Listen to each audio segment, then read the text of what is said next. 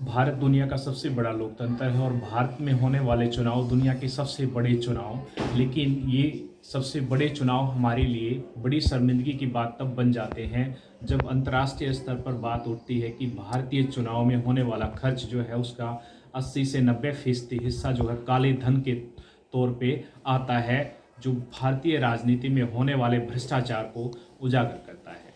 इसी भ्रष्टाचार के खिलाफ हमारे हिंदुस्तान में बार बार आंदोलन चलते हैं, राजनीतिक गतिविधियां होती हैं, सामाजिक गतिविधियां होती हैं, लेकिन नतीजा अभी तक लगभग शून्य रहा है।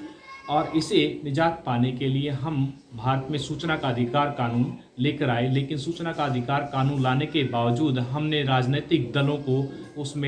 उसके दायरे में नहीं लेकर आए, जिसके कारण राजनीतिक दल अपनी मनमानी करते रहते हैं। चुनाव पर होने वाला बड़ा खर्च, करोड़ों रुपए खर्च करके रैलियां की जाती हैं, तो जनमानस के मन में एक सवाल उठता है कि आखिर ये इतना पैसा आता कहाँ से है, कौन देता है, पार्टियां इतना खर्च कैसे करती हैं। इन सब पर नियंत्रण के लिए सूचना के अधिकार कानून के अंतर्गत राजनीतिक दलों को लाने की बात उठी और CIC ने 2015 में जब राजनीतिक दलों को इसके अंतर्गत लाने का आदेश दिया, तो अक्सर आपस में लड़ने वाले राजनीतिक दल एक हो गए और इसके खिलाफ आवाज़ उठाने लगे और अपने आप को सुरक्षित करने के लिए कानून तक लेकर आए, जो राज्यसभा में लंबित है।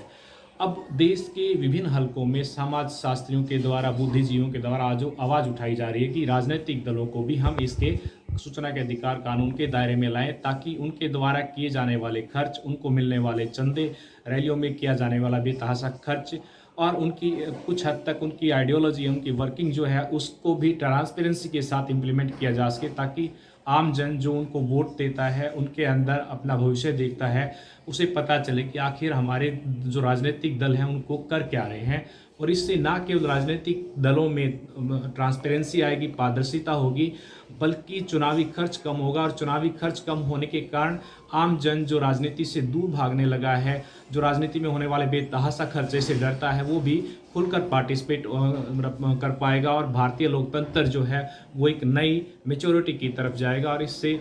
राजनीति विचारधारा जो है वो भी और ज़्यादा संजीता होगी और भारत अंतर्राष्ट्रीय शर्मिंदगी से बच सकेगा, जो हमें भारतीय राजनीति के भ्रष्टाचार में व्यापक रूप में शामिल होने के कारण झेलनी पड़ती है।